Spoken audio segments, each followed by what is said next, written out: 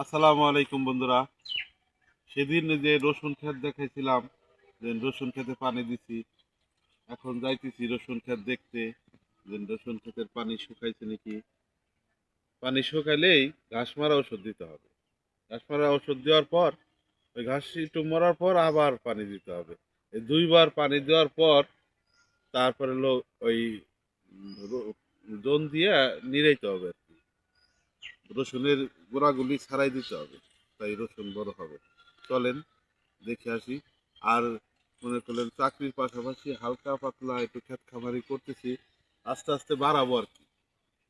আস্তে আস্তে বাড়াবো। আসলাম বাড়ি এলাকায় আছি, এলাকায় এসে যদি ক্ষেত ক্ষেত না করি তাহলে তো আর কৃষকের সন্তান আমরা, তাহলে তো আর হয় না।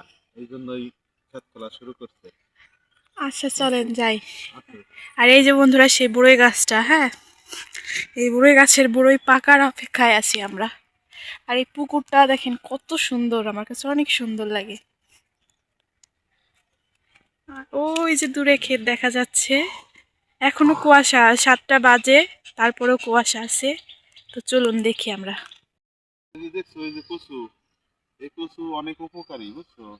কচুতে প্রচুর পরিমাণে ক্যালসিয়াম। একদিন এই যে নিয়ে রান্না করবে। দেখুন বন্ধুরা, চকের ভিউ কত সুন্দর, হ্যাঁ।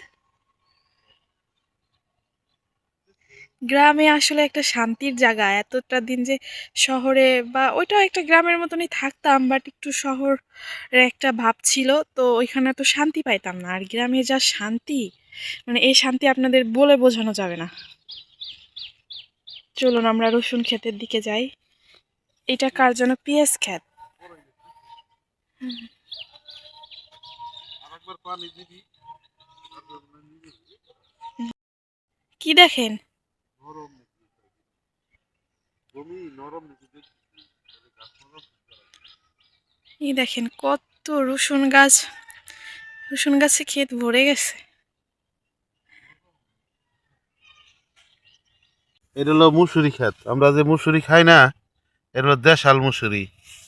দেশাল মুসুরি স্বাদই অন্যরকম। আগে তো এই অঞ্চলে এই মুসুরি, ছোলা এগুলি বুনতো। আর এখন এখন পেঁয়াজ রসুন এগুলি বুনে আর কি। ওই যে ওটা আমরা ভুট্টা ক্ষেত না? ভুট্টা বড় হয়ে গেছে।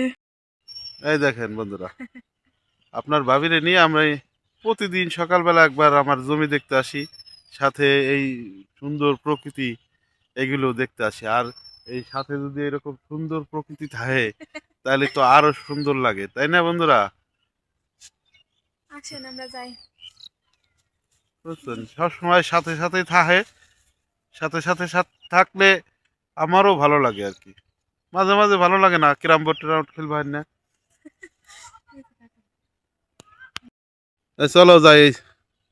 ওই ওই ওই দিক না, ওই দিক না, ওই তাল গাছের ওই দিক দিয়ে চলো। তাল গাছের ওই দিক দিয়ে চলো।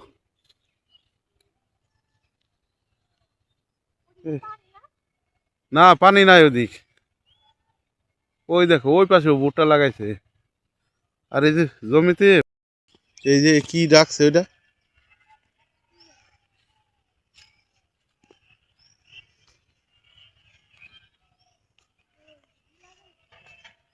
হ্যাঁ, মোটর কলে শাক তো এভাবে ডাকছে কে? আগে তো দানা লাগাইতো, সেই সময় এরকম ডাকতো। এই যে আমাদের ছবি, এই যে ছায়া দেখা যায় দুইজনে, দেখে তো কেমন দেখা যায়।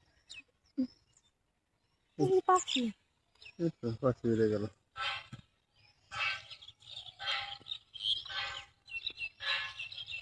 এই যে এই ছোট ছোট ভুট্টা হইতে পারে, আমি জানি না। হুম,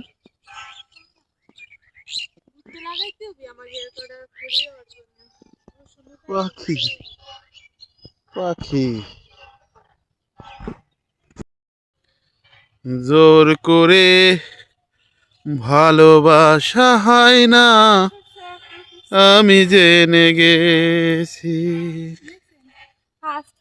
কি শস্য?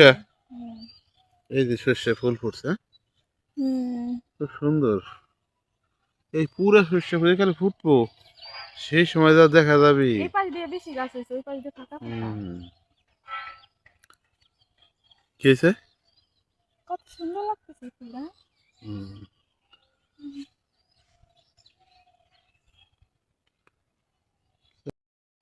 দেখুন বন্ধুরা,